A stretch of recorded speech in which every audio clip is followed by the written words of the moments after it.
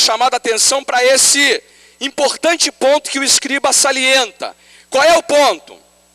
O ponto é que amar a Deus de todo o coração, de todo o entendimento, de toda a força, com toda a alma, amar ao próximo como a si mesmo, excede a todos os holocaustos e sacrifícios. O que ele está dizendo com isso, irmãos? Ele está dizendo que ele concorda que Deus procura amor no coração e que esse amor se manifesta, mas que ninguém deve imaginar que pode ofertar coisas para Deus, pode oferecer sacrifícios, holocaustos, e ele está pensando no templo de Jerusalém, ofertas, dízimos, seja lá o que você pense, e imaginar que Deus recebe isso, quando isso não é manifestação de amor a Ele. Ele está percebendo que essas coisas não têm valor se elas não são motivadas pelo amor a Deus. Ele está se dando conta que a gente pode cair numa armadilha na nossa caminhada com Deus, que é uma armadilha muito perigosa.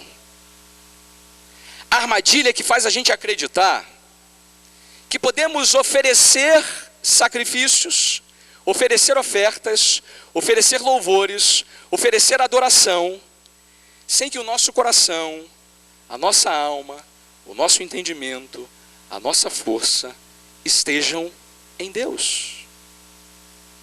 Mas você há de concordar comigo que é possível honrar a Deus com os lábios, mas ter o coração longe dele. É possível oferecer ofertas e sacrifício a Ele, sem de verdade nutrir amor pelo Senhor. E ele diz: olha, boa resposta, gostei dessa observação que tu fizeste, e eu percebi a importância de manter essas coisas claras. Como é que Jesus reage à resposta desse escriba? O texto diz que no verso 34 Jesus fala assim: vendo Jesus que ele havia respondido sabiamente, declarou-lhe: não estás longe do reino de Deus. E já ninguém mais ousava interrogá-lo. Boa coisa é, ninguém mais ficou perguntando nada para Jesus. Agora já acabou a questão, né? Não tem mais pergunta, todo mundo foi para casa. Mas ele termina e se despede do escriba com essa frase: não estás longe do reino de Deus. Eu fiquei pensando nessa frase: não estás longe do reino de Deus. Tem uma coisa curiosa sobre esse escriba. A gente não sabe o que aconteceu com ele depois. Não há mais nenhuma informação em toda a Bíblia sobre o paradeiro desse escriba. Mateus não nos ajuda muito a entender onde é que deu a vida desse escriba. Duas possibilidades podem ter acontecido. Ele se converteu e entrou no reino, ou ele permaneceu longe do reino. E aí eu quero aplicar esse texto a partir dessa frase que Jesus usou para o escriba. Quero aplicar esse texto a nós, olhando para essa frase e percebendo que ela pode ter duas interpretações diferentes para a gente essa noite. Porque uma coisa a gente sabe sobre esse escriba: quando ele encontrou Jesus naquele dia e fez a pergunta para Jesus, ele estava longe do reino. É verdade que não estava tão longe assim, porque o texto diz que ele: não estás longe do reino. Então a primeira coisa que eu quero fazer você entender é que Jesus fala para ele: não estás longe do reino. Mas é verdade também que ele ainda não está dentro do reino. Você percebe isso? Está longe não significa que ele esteja dentro. E amado, sabe qual é o meu temor?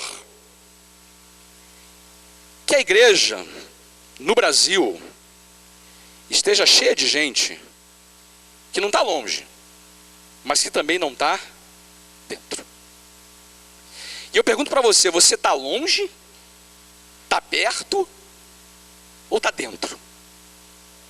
Porque é surpreendente, amados, essa afirmação de Jesus para esse escriba.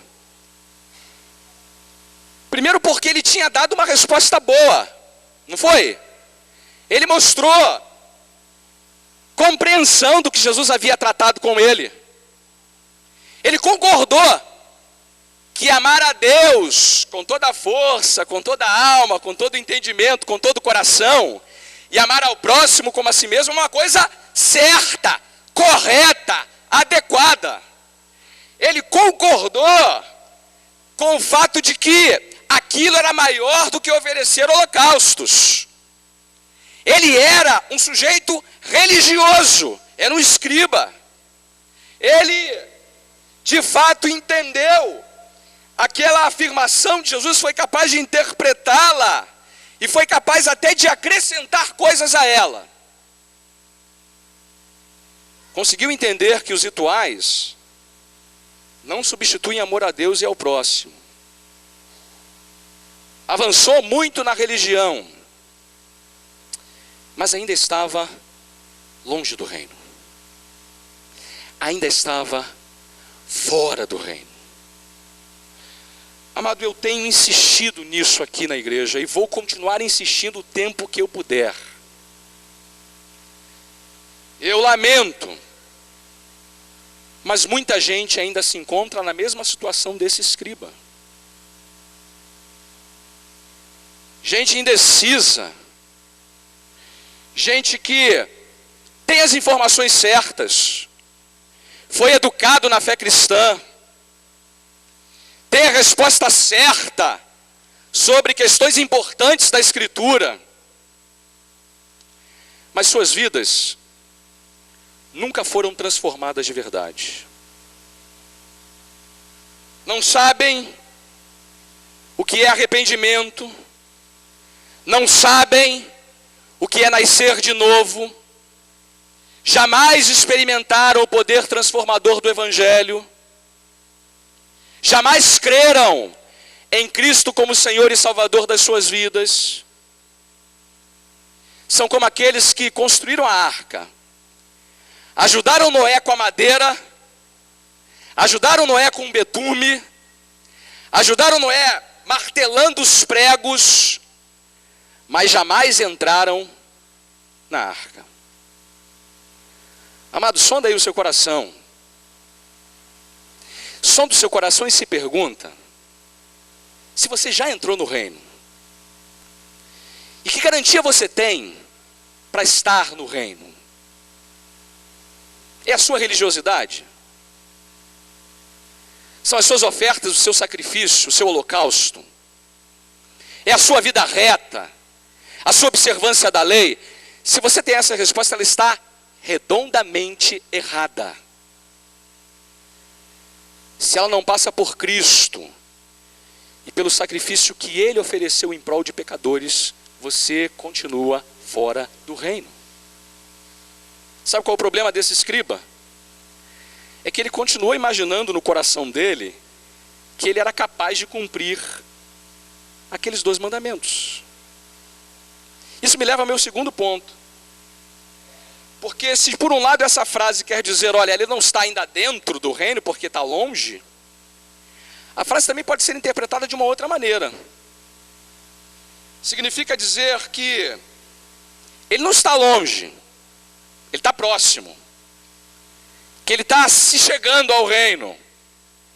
E por que ele não entrou ainda? Por que ele não faz parte do reino ainda?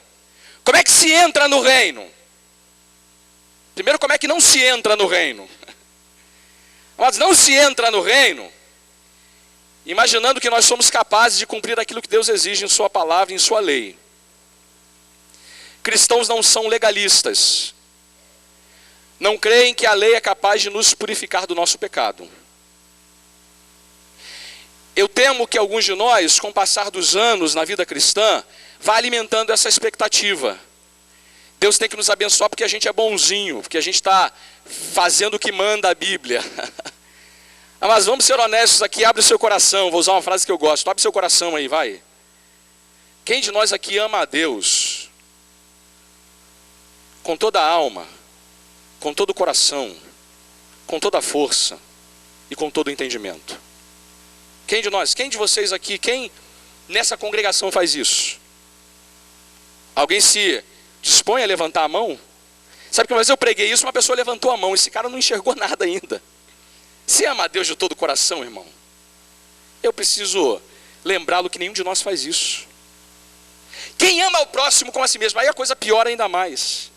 Quem, irmão? A irmã Fátima está ali rindo. É verdade, é para rir e chorar ao mesmo tempo, porque a gente não faz mesmo isso não, irmão.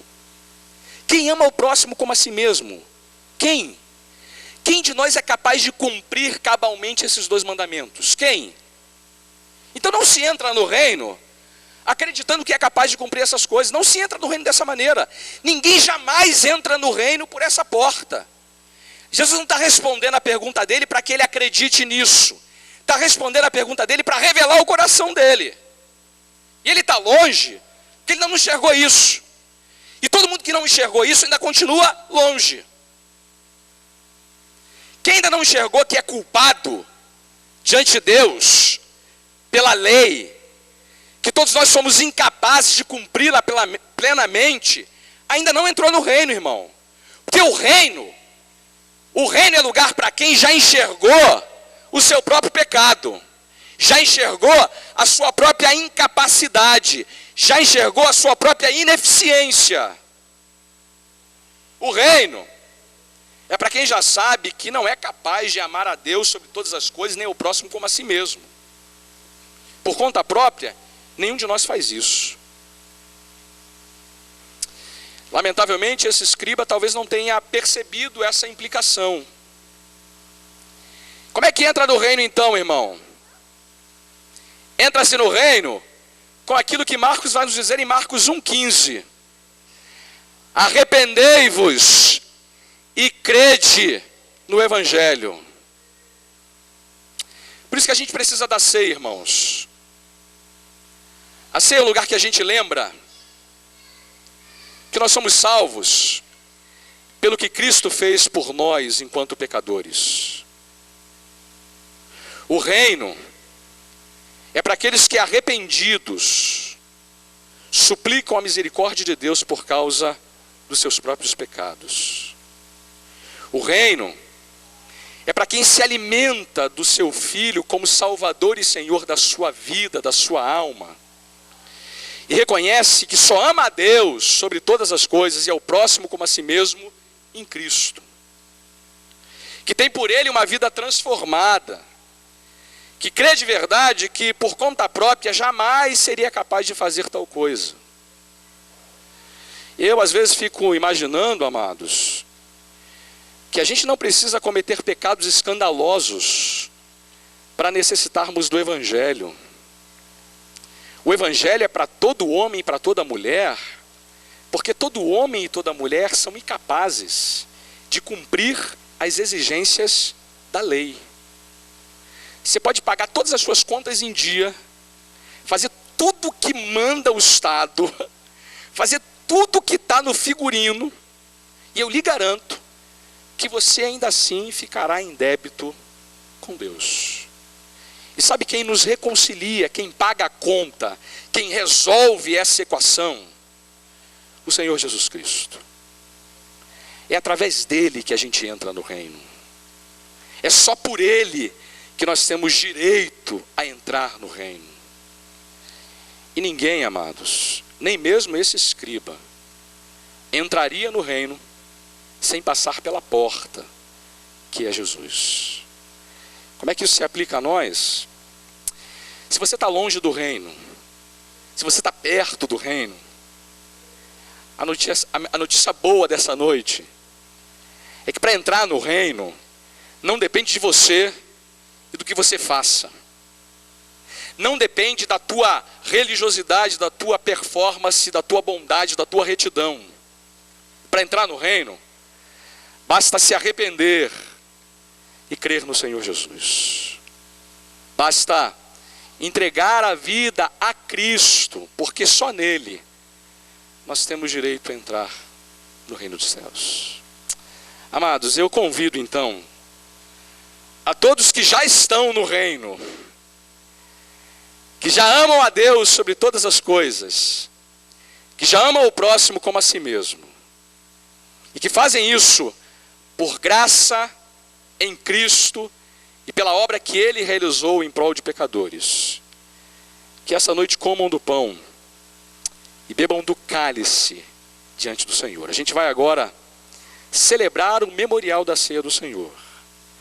E vamos, com base nisso que a gente ouviu da palavra do Senhor, alimentar a nossa alma e o nosso coração da certeza de que entramos no reino por causa, por obra, por mérito do Senhor Jesus. Eu quero convidar 4 varões